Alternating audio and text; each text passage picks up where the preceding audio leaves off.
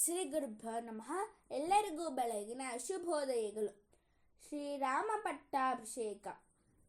ತತಃ ಪ್ರಯತೋ ವೃದ್ಧೋ ವಸಿಷ್ಠೋ ಬ್ರಾಹ್ಮಣೈ ಸಹ ರಾಮಂ ರತ್ನಮಯೇ ಪೀಠೆ ಸಸೀತಂ ಸನ್ಯವೇಶಯತ್ ಅಭ್ಯಂಸಿಂಚನ್ ನರವ್ಯಾಘ್ರಂ ಪ್ರಸನ್ನೇನ ಸುಗಂಧಿನಾ ಸಲೀಲೇನ ಸಹಸ್ರಾಕ್ಷಂ ವಸವೋ ವಾಸವಂ ಯಥಾ. ಭರತನು ಶ್ರೀರಾಮನಿಗೆ ರಾಜ್ಯಭಾರವನ್ನು ಸಂತೋಷವಾಗಿ ವಾಪಸ್ಸು ಕೊಡುತ್ತಾನೆ.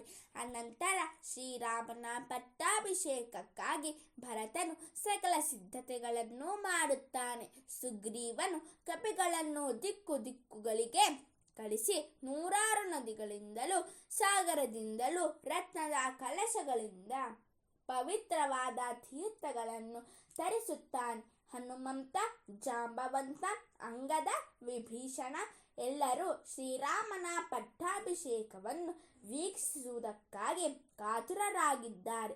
ಸರಿ, ಇನ್ನೇನು ಶ್ರೀರಾಮನ ಪಟ್ಟಾಭಿಷೇಕವು ಪ್ರಾರಂಭವಾಗುವುದರಲ್ಲಿದೆ.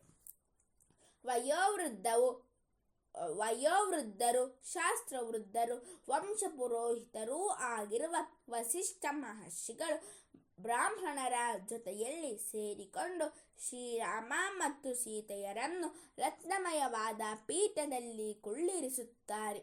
ಆಗ ವಸಿಷ್ಠೋ ವಾಮದೇವಶ್ಚ ಜಾಂಬಲೀರಥ ಕಾಶ್ಯಪಃ ಕಾತ್ಯಾಯನಃ ಸುಯಜ್ಞಶ್ಚ ಗೌತಮೋ ವಿಜಯಸ್ತಥಾ ಅಭ್ಯಂಸಿಂಚಂ ನರವ್ಯಾಘ್ರಂ ಪ್ರಸನ್ನೇನ ಸುಗಂಧಿನಾ.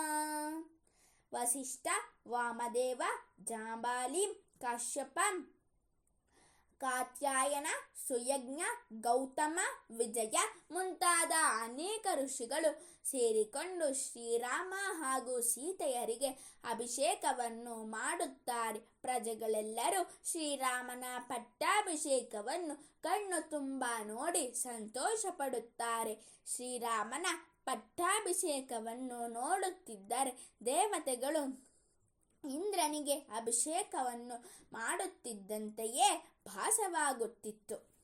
ಶ್ರೀರಾಮನು ತನ್ನ ಪಟ್ಟಾಭಿಷೇಕಕ್ಕೆ ಬಂದಿದ್ದ ಎಲ್ಲರಿಗೂ ಸೂಕ್ತವಾದ ಉಡುಗೊರೆಗಳನ್ನು ಕೊಡುತ್ತಾನೆ. ಬಂದಿದ್ದವರನ್ನೆಲ್ಲರೂ ಸಂತೋಷದಿಂದ ಆನಂದದಿಂದ ಸಂತೃಪ್ತರಾಗಿ ವಾಪಸ್ಸಾದರು. ಶ್ರೀರಾಮನ ಪಟ್ಟಾಭಿಷೇಕದಿಂದ ಸಕಲ ಪ್ರಜೆಗಳಿಗೂ ಸಕಲ ಪ್ರಾಣಿಗಳಿಗೂ ಸಂತೋಷವಾಯಿತು. ಸರ್ವೇ ಜನಾಃ ಸುಖಿನೋ ಭವಂತು, ಸಕಲ ಸನ್ಮಂಗಲಾನಿ ಭವಂತು, ಲೋಕಾಃ ಸಮಸ್ತಾಃ ಸುಖಿನೋ ಭವಂತು. ಧನ್ಯವಾದಾಃ.